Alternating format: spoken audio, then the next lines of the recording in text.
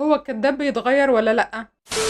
أنا مخطوبة، وخطيبي في بداية معرفتي بيه قال لي أنا عندي عربية وشقة والحمد لله حياتي كويسة ومتيسر الحال.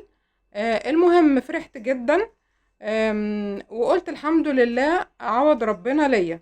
المهم وقت الاتفاق لقيت أمه بتقول احنا ما عندناش شقة وهتسكني في إيجار جديد. أنا اتصدمت. مع إنه قايل ليا إنه عنده شقة. المهم عشان مش هطول عليكم، في تفاصيل كتير طلع كذاب وأنا حبيته ومش عارفة أكمل ولا لأ. من فضلكم قولولي أعمل إيه؟ هل الكذاب بيتغير؟ بصي، هو الكداب مش هيتغير يعني عشان هي معروف. هو الكداب بيروح النار. الكداب بيعمل ايه؟ الكداب بيروح النار. الكداب يعني تعالي نفترض الحاجة الحسنة الأول. ممكن نقول إن هو كان بيقول كده بيجمل الحاجات علشان هو يبقى يعني تبقى انتي تقربي منه وتعرفي ان هو انسان جاهز، فهو انسان تمام وكده، وتقربي منه وتحبيه زي ما انتي وصلتي دلوقتي كده. انتي بقيتي بتحبيه وبقيتي مش عارفة تعملي ايه، ولكن انتي حبيتي شخصية تانية غير الشخصية القائمة دلوقتي قدامك. انتي حبيتي انسان جه قالك انا وضعي كذا، ظروفي كذا، حياتي كذا، بعمل واحد اتنين تلاتة، عندي شقة، ميسور الحال. بدأتي ترتبي حياتك على حاجة، على بعض الصفات او بعض الحاجات اللي هو قالها. فانت بدأتي ترتبي حياتك على اوضاع هو اتكلم عليها. فده احنا ما ينفعش ان احنا نقول احنا حبينا فلان او قربنا من فلان وخلاص احنا مش عارفين نعمل ايه دلوقتي. اوكي، هو قال ده ممكن يكون بيجمل، ولكن التجميل ما ينفعش في الوضع اللي احنا فيه، لان احنا دلوقتي هي احنا يعني كنا داخلين حب وبنحب بعض ووصلنا ان احنا دلوقتي بنحب بعض.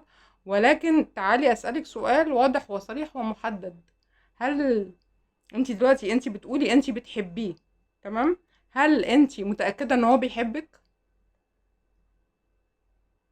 لو فكرتي 5 ثواني هتلاقي انه ممكن يكون زي ما كاتب في الشقة، زي ما كاتب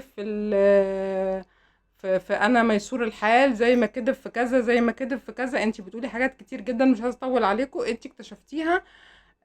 فاحنا حتى مش متأكدين ان هو بيحب. إني لأفتح عيني حين أفتحها على كثير ولكن لا أرى أحدا. طيب احنا هنكمل وهنخش حياة احنا مش عارفين الشخص اللي قدامنا بيحبك اصلا ولا لأ، هيقدر يعيشك سعيدة ولا لأ، هيبقى فيه كذب بعد كده في حياتكم برضو ولا لأ. حتى لو هو دلوقتي كان بيكذب عشان يجمل الحياة عشان انتي ترضي بيه، هل هو هيكمل في الكذب ده؟ هل انتي هيبقى عندك ثقة فيه بعد كده، ولا كل الكلام اللي هيقوله هتبقي شاكة فيه ده بيكذب ولا بيقول الحق؟ طيب احنا حياتنا اللي بعد كده هتبقى يعني مشغولة بقى في حاجات كتير، يعني في حاجات صعبة هتقابلنا في حياتنا، مش محتاجة ان احنا يبقى عندنا شك في الطرف الاخر ان هو يا ترى بيكذب يا ترى بيقول الحقيقة. مش هنقدر احنا نعيش في وضع زي كده. فكويس ان انت عرفتي دلوقتي. انا انصحك ان انت ما تكمليش، لان الكذاب ملوش حل. لا يعني انا من رأيي انه الكذاب مش الكذاب ما بيتغيرش او بيروح النار، يعني يا كده يا كده. فانا كده ما عنديش كلام تاني. باي باي.